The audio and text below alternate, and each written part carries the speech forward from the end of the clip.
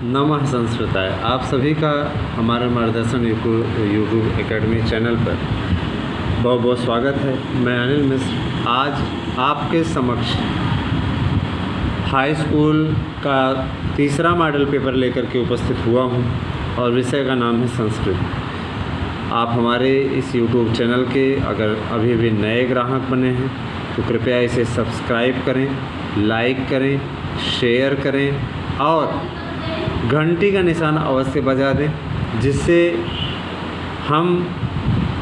हमारे जो वीडियो जब आप पढ़ें तो आपको तुरंत नोटिफिकेशन मिल जाए और आप उस नोटिफिकेशन को पढ़ करके तत्काल वीडियो देख सकें। तो अधिक विलंब न करते हुए हम आपका अधिक समय नहीं लेंगे और आते हैं सीधे प्रतिदर्श प्रश्न पत्र पर। 2019 का यह पेपर है। 19 का हम आपको इसलिए बता रहे हैं क्योंकि 21 के प्रश्न पत्र के लिए 19 में से प्रश्न बहुत से पूछे जाएंगे, रिपीटेड क्वेश्चन होंगे। तो हम देखते हैं संस्कृत का पेपर या कोई भी प्रश्न पत्र जब आप पाएँ तो मुद्रित पृष्ठों की संख्या अवश्य देख लें, फिर अपना अनुक्रमांक और नाम डालें। पेपर में सिर्फ आपको नाम डालना है और इसके बाद फिर संकेतांक का कॉलम भरें। संकेतांक का चेक करके पूरा कॉलम कंप्लीट करने के पश्चात ही लिखना आरंभ करें। यह भी 3 घंटे 15 मिनट का होगा और पूर्णांक होगा 70।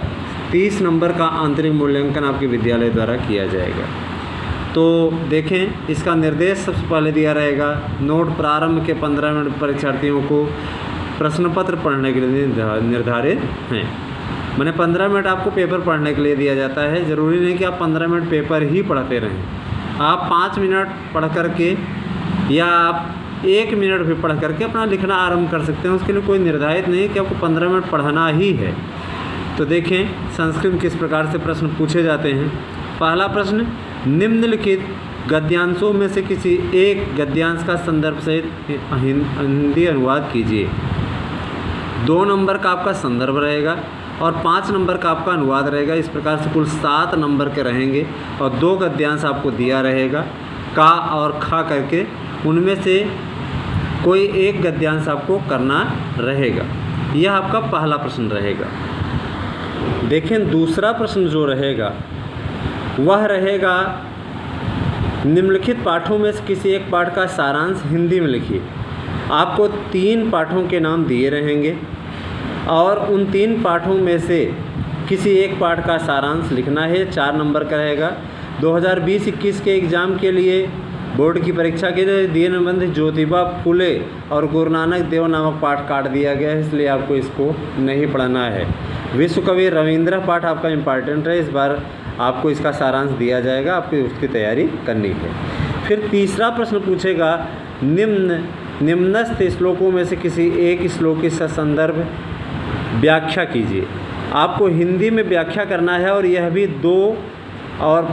2 नंबर का इसका संदर्भ रहेगा और 5 नंबर का इसकी व्याख्या रहेगी। कुल 7 नंबर का रहेगा। जैसे गद्य में पूछता है वैसे ही पद्य में पूछता है। तो आपको ये 2 श्लोक दिया रहेगा, किसी एक श्लोक की आपको संदर्भ से व्याख्या हिंदी में करनी है। फिर आपका चौथा प्रश्न पूछेगा, निम्नलिखित सूक्तियों में से किसी एक सूक्ति की ससंदर्भ हिंदी में व्याख्या कीजिए। आपको 2 सूक्तियाँ पूछेगा, उन 2 सूक्तियों में से किसी एक सूक्ति की संदर्भ सहित व्याख्या करनी है। यह होगा आपका संदर्भ के लिए 1 अंक और व्याख्या के लिए 2 अंक। इस प्रकार से कुल 3 अंक का। अगला प्रश्न देखें, 5वां प्रश्न है, निम्नलिखित में से किसी एक श्लोक का अर्थ संस्कृत में लिखिए। संस्कृत में अर्थ लिखने के लिए आएगा, ये 5 नंबर का रहेगा और 2 श्लोक दिए रहेंगे। किसी एक श्लोक का आपको संस्कृत में अर्थ लिखना है। अर्थ लिखना है, याद रखिएगा, व्याख्या नहीं करनी है, केवल अर्थ लिखना है। संदर्भ भी आपको इसमें नहीं लिखना है।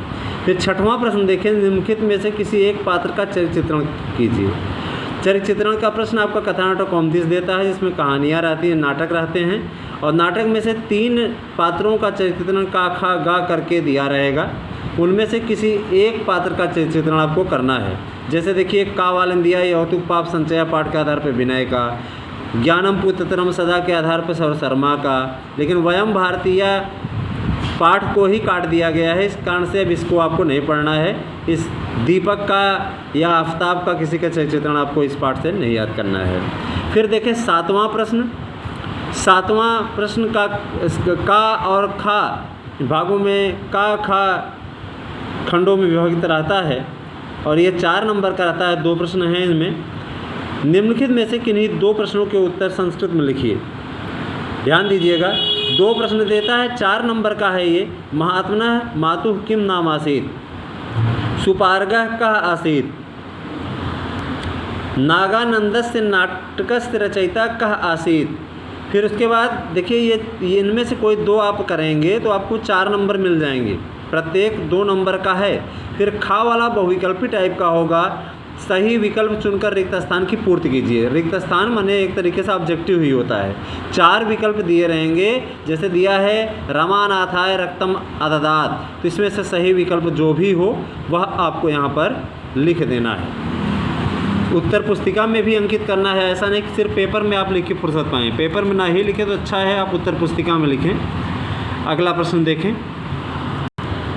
8वें प्रश्न में व्याकरण के प्रश्न शुरू हो जाते हैं। तो 8वां का देखें, निम्नलिखित में से किससे सही विकल्प चुन करके लिखिए। जस प्रत्याहार के वर्ण हैं, सही विकल्प आपको चुन करके लिखना है, 1 नंबर का है। फिर खा वाला है 8वें का खा, निम्नलिखित में किसी एक वर्ण का उच्चारण स्थान लिखिए, सही विकल्प आपको चुन करके लिखना है, 1 नंबर का है। और फिर उसके बाद 9वें का 9वें का में देखें, अभी व्याकरण का ही प्रश्न है। निम्नलिखित में से किसी एक पद का संधि विच्छेद करके संधि का नाम लिखना है। यह आपका 2 नंबर का रहेगा। 4 संधियाँ दी रहेंगी, आपको किसी एक पद में संधि विच्छेद करना है और संधि का नाम बता देना है। इसी में देखें 9वें का खा में बहुविकल्पी ही टाइप का है। निम्नलिखित विकल्पों में से सही विकल्प चुन करके लिखिए। 4 विकल्प दिए रहेंगे, जैसे प्रत्युवाच में संधि है, जो संधि है सही विकल्प आपको 3 विकल्पों में से चुन करके लिखना है। 3 या 4 विकल्प दिए रहेंगे। 10वें का देखें, निम्नलिखित में से किसी एक शब्द का रूप निर्देशानुसार लिखिए। जैसा निर्देश दिया है, जैसे अस्मत् शब्द का षष्ठी विभक्ति बहुवचन, तो अस्मत् शब्द का पूरा रूप आप मत लिखने लगिए, केवल षष्ठी विभक्ति बहुवचन का रूप आपको लिखना है। हरि शब्द का सप्तमी एक वचन, राजन शब्द का षष्ठी एक वचन, ये 1 नंबर का आपका रहेगा। किसी एक का शब्द रूप आपको लिखना है, जैसा आपको निर्देश दिया गया कि षष्ठी एक वचन में लिखिए, षष्ठी एक वचन में ही लिखना है। खा वाला देखें, निम्नलिखित विकल्पों में सही विकल्प चुन करके लिखिए। एक ऑब्जेक्टिव टाइप का भी पूछेगा, बालिके किस विभक्ति एवं किस वचन का रूप है, तो जो विभक्ति वचन का रूप हो सही विकल्प चुन करके इसमें से आप लिखिए। अगला प्रश्न देखें। 11वें का देखें। 11वें का काम, निम्नलिखित में से किसी एक धातु का रूप निर्देशानुसार लिखिए। जैसे निर्देशानुसार दिया है, नी धातु का लोट लकार प्रथम पुरुष एक वचन, तो एक वचन में ही आपको लिखना है, ठीक है। और किसी एक का लिखना है, 3 दिया रहेगा, आपको एक ही लिखना है। जैसे दा धातु लोट लकार उत्तम पुरुष बहुवचन, पा धातु विधिलिंग लकार मध्यम पुरुष द्विवचन। और खा वाला देखें प्रश्न 11 खा, निम्नलिखित विकल्पों में सही विकल्प चुन करके लिखे। माने एक प्रश्न लिखने को देगा तो एक ऑब्जेक्टिव उसमें रहेगा अवश्य। ऐसिष्यत रूप है, जो सही विकल्प इसमें से हो आप चुन करके लिख सकते हैं। और 12 का निम्नलिखित में से किसी एक पद का समास विग्रह करके समास का नाम लिखिए। 3 पद विग्रह दिए रहेंगे, आपको किसी एक पद विग्रह का समास विग्रह करके समस्त पद का और आपको समास का नाम लिख देना, ये 1 नंबर का है। फिर ऑब्जेक्टिव टाइप का रहेगा 12वें का खा का प्रश्न, निम्नलिखित में से सही विकल्प चुन करके लिखिए। राजपुत्र में समास है, इस प्रकार से प्रश्न पूछा रहेगा, तो जो समास हो वह समास आपको उत्तर पुस्तिका में अंकित कर देना है। 13वां प्रश्न देखें, निम्नलिखित रेखांकित पदों में से किन्हीं 2 पदों में निर्देश के साथ कारक का नाम लिखिए। तो इसमें आपको जो निर्देश के साथ कारक का नाम हो, जैसे जो भी रेखांकित है, जैसे ग्रामम बहि आपणम अस्ति, तो ग्रामम में कौन सा कारक है और क्यों है, इसका भी कारण आपको बताना है। कविसु कालिदास श्रेष्ठा आसीत्, मुनयः ग्रामम और कविसु और तंडुलान, इनमें आपको ओदनम, इनमें आपको बताना है कि किस कारण से कौन सी विभक्ति और कारक है। ये आपका 2 नंबर का रहेगा। केवल 2 पदों में आपको करना है, 4 दिया रहेगा। 14वां प्रश्न देखें, निम्नलिखित में से किसी एक पद में प्रकृत प्रत्यय का निर्देश कीजिए। 3 प्रकृत प्रत्यय का उल्लेख रहेगा, आपको इसमें 3 शब्दों का उल्लेख रहेगा। आपको एक पद में प्रकृत प्रत्यय बताना है, कौन सी धातु है और कौन सा प्रत्यय है। 15वां प्रश्न देखें, निम्नलिखित में से किसी एक वाक्य का वाच्य परिवर्तन कीजिए। 3 पद आपको दिए रहेंगे, वाक्य दिए रहेंगे, इनमें से किसी एक का, जैसे मान लीजिए दिया हुआ है कर्तृवाच्य में, तो कर्मवाच्य में बदलना है, यह आपको बताया जाएगा, ये भी 2 नंबर का रहेगा।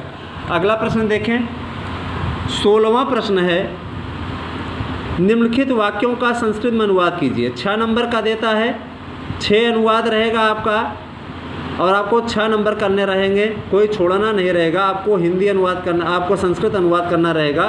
सरल सरल अनुवाद देते हैं, अनुवाद के नियम आपको सिखाए जाएंगे। 17वां प्रश्न देखें। 17वें प्रश्न में निम्नलिखित में किसी एक विषय पर संस्कृत में 8 वाक्यों में निबंध लिखिए। निबंध आपको बताया जाएगा, उतने निबंध आप याद कर लीजिएगा। 6 दिया हुआ है, 6 में से एक निबंध आपको लिखना है, 8 नंबर का है, 8 लाइन का, 8 नंबर का। अंतिम प्रश्न देखें। निम्नलिखित शब्दों में से किन्हीं, अंतिम प्रश्न, निम्नलिखित शब्दों में से किन्हीं 4 शब्दों का संस्कृत में वाक्यों में प्रयोग कीजिए।